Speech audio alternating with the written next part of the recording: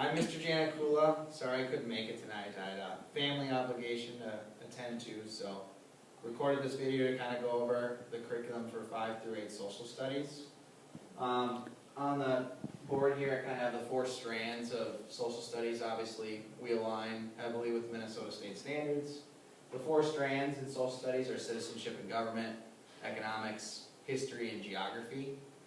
Each grade level has a specific one that we pinpoint, but we still talk about all 4. So for example, geography is the primary strand in 8th grade, but we still spend time talking about the other 3 strands as well. So that's just how that kind of the standard itself works. Moving on, one thing that I do quite a bit of, for me personally, is work with current events. So we watch the CNN student news on pretty much a daily basis when we connect it to other parts, and I see this as a good, it's a great chance for me to meet many of the standards, as well as get the students' interest really risen up. Next thing, in talking about the grade level and their specific strands that they focus on, 5, 6, and 7, history is the primary one, while 8th grade is geography. And I had mentioned the other strands are still part of it, but this is the primary focus. And that's just how it goes: history, history, history, geography. Moving on next. For 5th grade, like I said, history is the primary strand, with U.S. history being the dominant content area. And just basically it's what we'll do throughout the year in terms of units are kind of just leading up to 1800, so kind of very early America, colonization, kind of the groups that existed before 1500. We spent some time looking at explorers in the age of exploration, and basically that leads us finally kind of up to a chapter, just kind of the very end, and talking about the American Revolution. So it's basically a time period from about 1500, the earliest inhabitants of North America, until about right after the Revolutionary War. 6th grade is all about Minnesota. Its technical title is Minnesota Studies. History is the primary emphasis for this grade level, but also pretty close behind is local and state geography.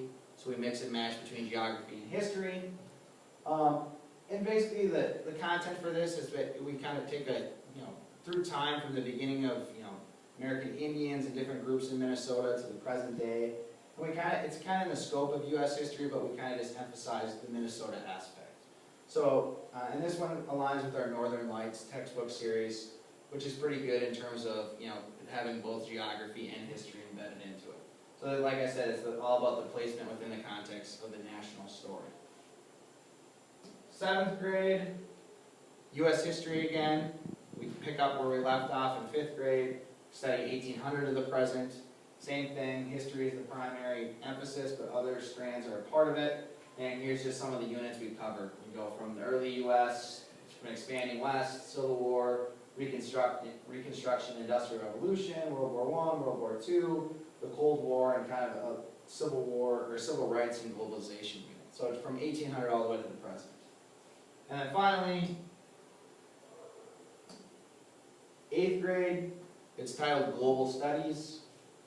Really the basics of trying to develop geography skills. So we kind of start off talking about geography, and then we kind of take a place-by-place stop at all these different regions throughout the world and examine not only their geography, but their culture and their history as well. So we go from North America, kind of spend some time in Europe, Russia, Asia, Australia, and kind of just go through all those different regions, and we look at the geography of it, but also kind of the history and the cultural aspects. So that's pretty much sums it up for me, 5 through 8. If you do have any questions, feel free to email me and I'd be glad to answer them. Thank you.